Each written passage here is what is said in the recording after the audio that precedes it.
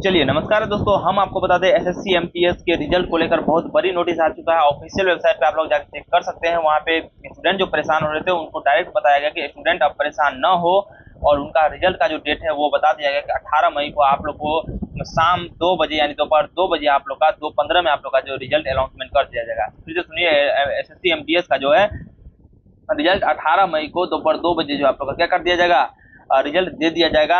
और हम आपको बता दें ये 2025 का जो भर्ती है, और इसमें ऑफिशियल नोटिस याद रखिएगा, ये ऑफिशियल नोटिस से दोहराया है।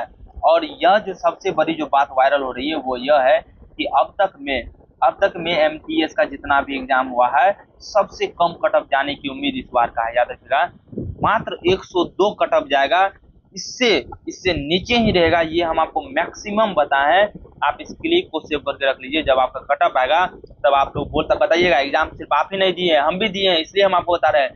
पहले अगर ये देखिए, अब हम 102 क्यों बता रहे हैं अभी हम आपको बताते हैं। देखिए, आपको हम पहले प्रूफ के साथ बताएंगे, तब ऐसे थोड़ी बताएंगे आपको हम।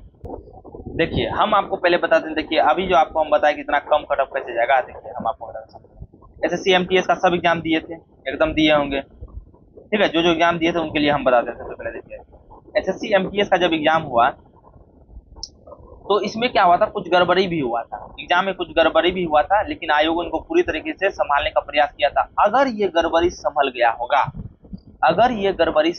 तो मोस्ट प्रबल संभावना है कि आपका 102 से ऊपर कटअप नहीं जाएगा, क्योंकि इस बार का क्वेश्चन जो है, इस बार का क्वेश्चन का लेवल हार्ड था। याद रखिए, जो एग्जाम नहीं दिए हैं ना, और बिना एग्जाम दे के बोर्ड पे बताता है तो वो बहुत आसान है बताना, ठीक ना।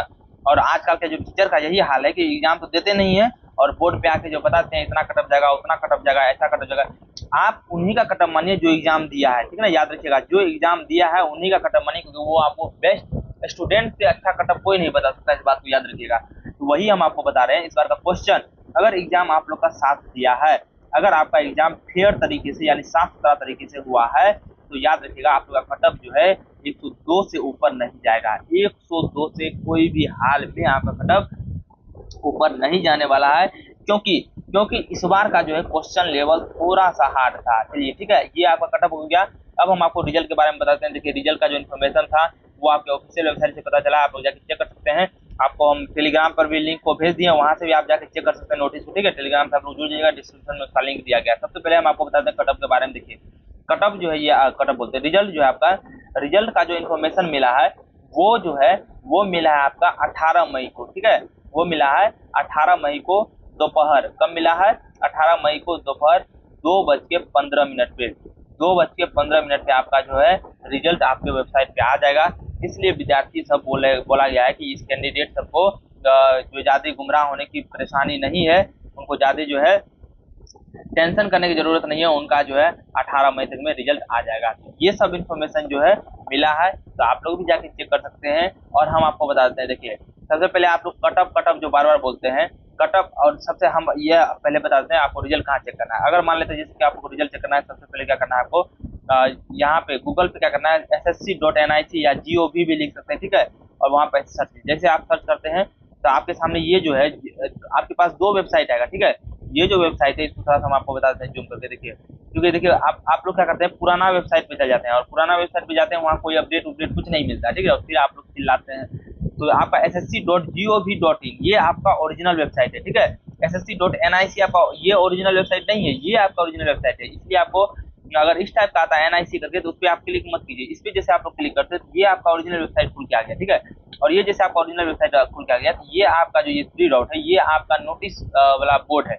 जैसे आप इसको क्लिक करते हैं तो यहाँ देखिए, यहाँ पे आपका चलना नोटिस बोर्ड जो आ जाता है। तो उसके बाद आप व्यू ऑल पे जैसे क्लिक कीजिएगा, तो यहाँ पे आपको इस एग्जाम के बारे में आपको जानकारी लेना है।